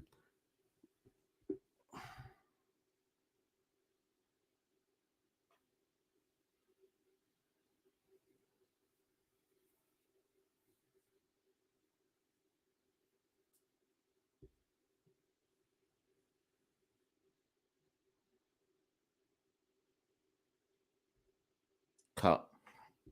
It goes wide. Miller cuts that. Man comes off the boundary. 1 run. They get to 130.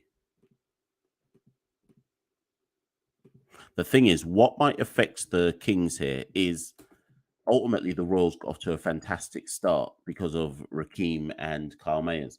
Because the pitch is sticking and it's slow and variations are reaping success here, I don't know if the Royals will get like an explosion at the beginning.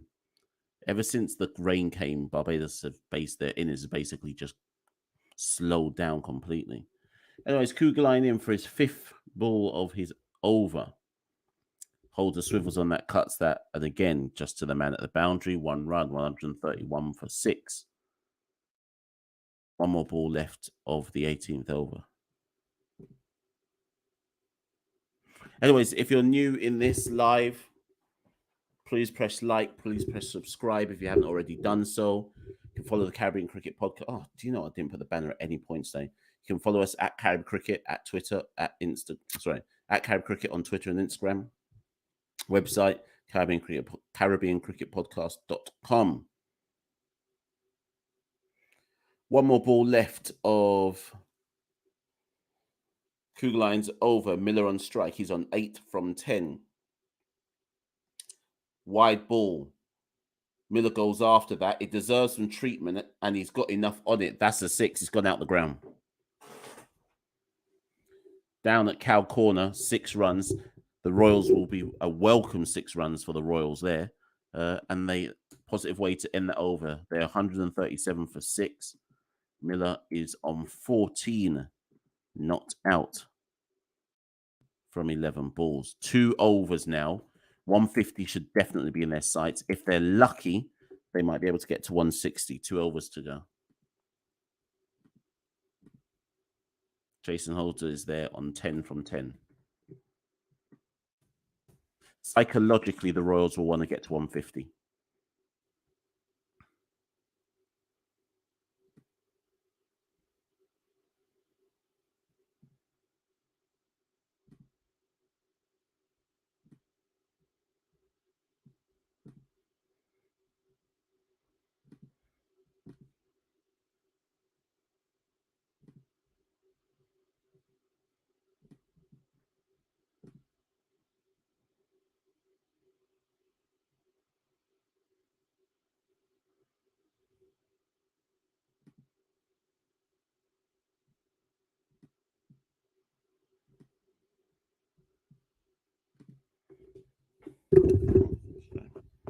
Sorry, people.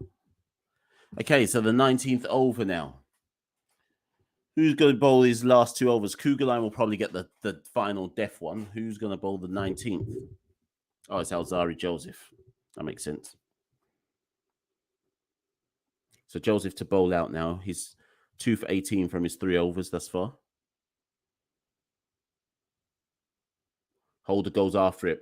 Holder clears the front foot. I don't think he's got enough on that. He hasn't. Oh, my. That's a big, dirty drop. Javaro had it in his hands. As he hits the ground, it comes out of his hands.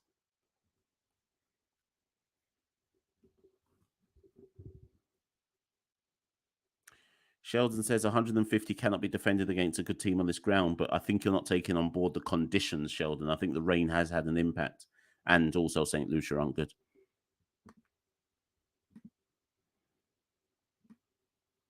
Anyways, the Royals get away with that. They get a run added to the score. It's not a drop, or it's not. It's not a wicket. Another single there. They run a quick single, and they move to 139 for 6. 140 for 6, I should say. So 150 should definitely be in their task. Hands there. That's easy enough. Can they get to 160 from here?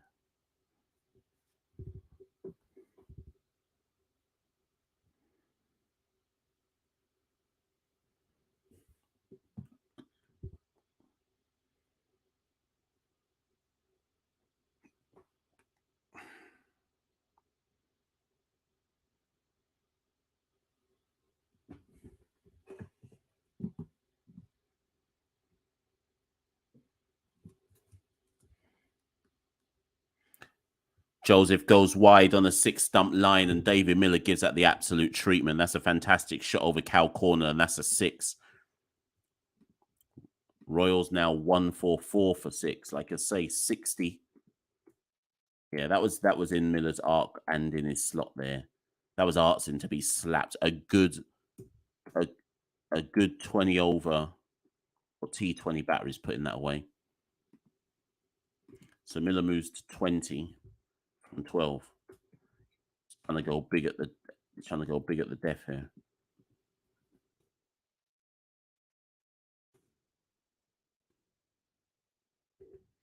There's 3 more balls. Oh, it's not 144. It's 146. Sorry, 3 more balls left of this over. I did say 160, 160 initially, 170 a few overs back. That probably seems a bit unlikely, but 160. 60 seems likely. Oops, sorry, what have I done here? So 2 more balls to go. They ran 2 there.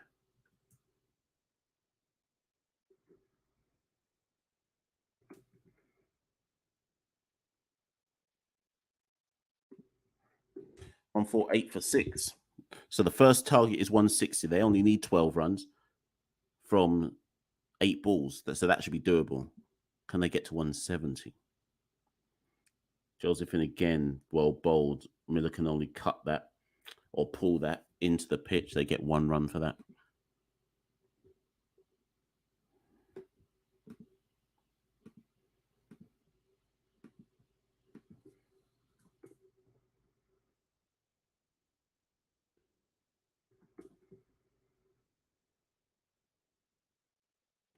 People, 1 more over and then I'm out. For those of you who know how these lives go, I don't do the second half live. I only do the first innings live. Then I move to Twitter and sitting on my couch to watch the second innings of the match because I have to complete the match report for the official CPL website. Alzara Joseph comes in, bowls full and straight, and Holder's able to play that out into the covers, and that's the end of the over. So with 1 over to go, the Barbados Royals are 150 for 6. So they've reached the first psychological landmark. Question now is how big can they go in Scott Kugelheim's last over? I'm assuming that Scott Kugelheim will bowl the last over.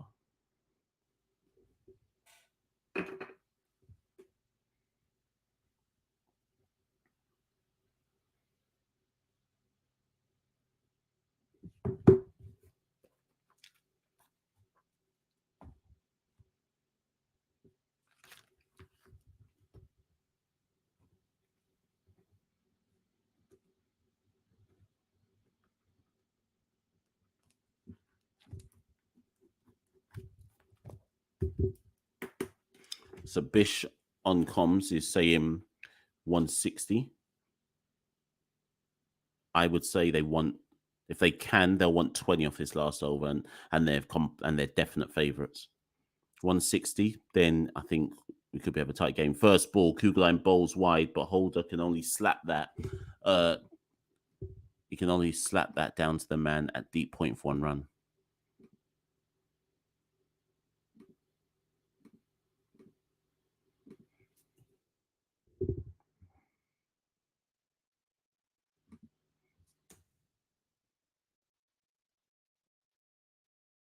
So Kugelheim into Miller now. Will he fall into that trap of bowling a wide 5th, 6th stump line? That would be in Miller's arcs. So what's he going to do? Full and straight Yorker? What's the plan here? He goes wide. Miller swivels on that, pulls it. 1 bounce down to Alzara Joseph on the boundary. That's well bowled in the circumstances. 152 for 6, 4 balls to go.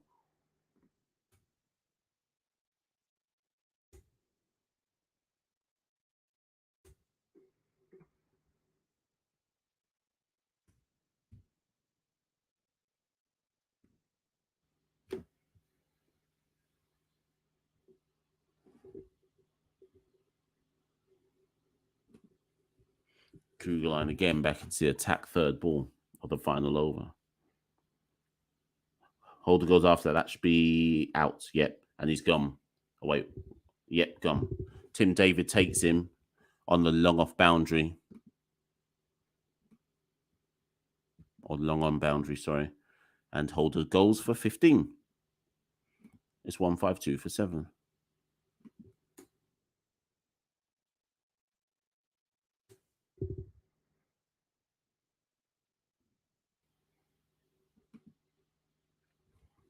So this has been an excellent last over from Scott Kugelheim.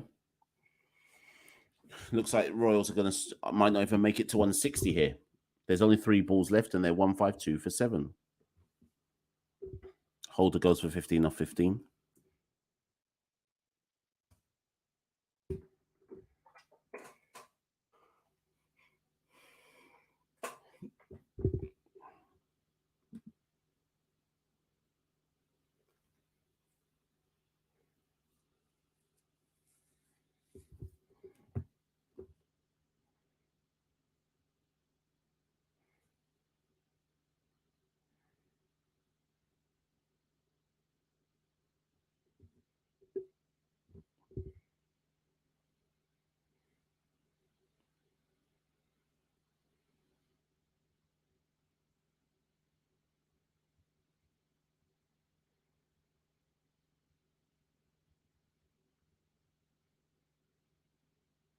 Joshua Bishop comes in.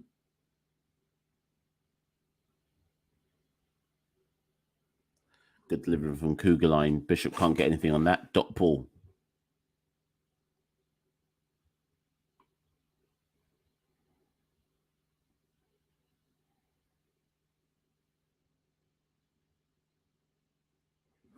Right, so 2 balls left.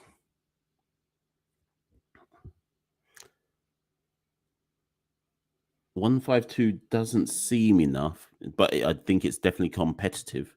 More competitive than people might realize, even with Faf, Tim David, and David Wiese back.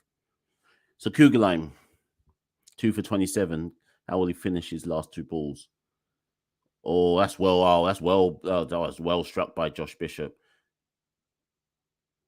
Flat bat shot straight back down the wicket, back where it came from.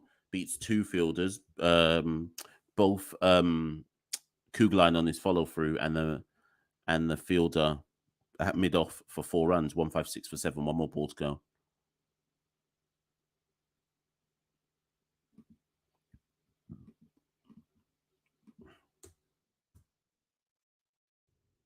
So 1 ball to go. Can Bishop get a 4 to take it up to the psychological 160? He goes after it. It might be a 6. Has he got enough on it? Oh, he's ended it with a 6. What a finish. The Barbados Rolls end a 162 for 7. Bishop ends with a 4 and a 6. Ends on 10 not out of 3. And just like I say, that's the psychological barrier. All of a sudden, you go from, we restricted them, to 150 odd, thinking you've got a chance, to suddenly going, 160 plus is a bit of a high total to get. I think at the halfway stage, that makes Barbados Rolls a favourite. Sometimes those little things count. That 4 and a 6 at the end, psychologically, those things count. So can the Kings chase this? If I was a betting man, I would say that the Kings lose this game. And Barbados Royals should be able to bowl this out to defend 162. But we shall see. We shall see how it goes. What I would say, whilst every CPL game in Ghana is sold out, which is good, St. Kitts is tiny, you know. It's a tiny island. We must remember that. And also remember, Sunday is church day. Who's turning up to a game at 10 a.m. in the morning in any country in the Caribbean on a Sunday? Who's turning up when church is going on? Really and truly. People are just about taking their church shoes off right now and starting to cook up Sunday food. They'll be there in the evening, but come on, Sunday when pot has to cook and family have to have their big Sunday meal, and it's not happening. Let's see what happens. Like I say, for a tiny island, I'm not surprised to see the crowds sparse in the morning, much less when there's rain about as well. Come on, people ain't spending that money when there's rain interrupting games.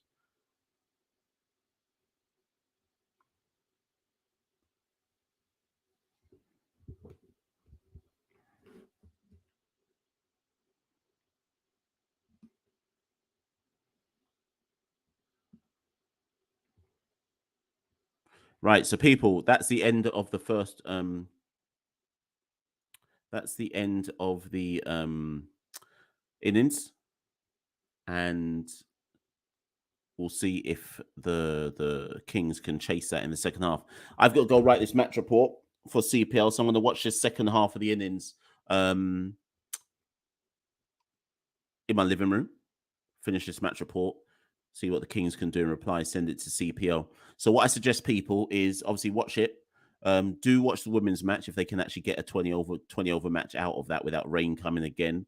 Got to support the women's game, you know. And then for anyone who's going to be watching the night game, it's St. Kitts versus the guy on the Amazon Warriors.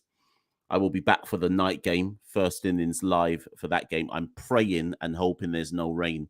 The last 2 nights, yesterday, Santoki had to stay up till 3 a.m. UK time, only to then find out that the match had been rained off.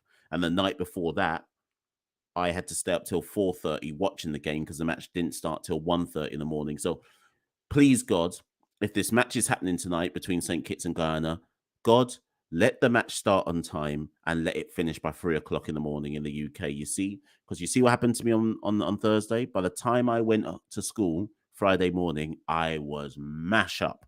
I could barely keep my eyes open. So I pray we just get the game started on time this evening, and even better, I hope the game's over quick. So I'll see you lot. I'll see you lot tonight for St. Kitts versus Guyana. Stay safe in the meantime. Watch the end of this match. Watch the women's match. And let's touch base. Let's touch base then, people. Cool. Take care of yourselves in the meantime. I'll be Machel St. Patrick Hewitt, one half of the Caribbean Cricket Podcast. We rule the cricket world. Now the rule seems coming. Welcome to the Caribbean Cricket Podcast, your one-stop shop for all things West Indies cricket. By the fans, for the fans.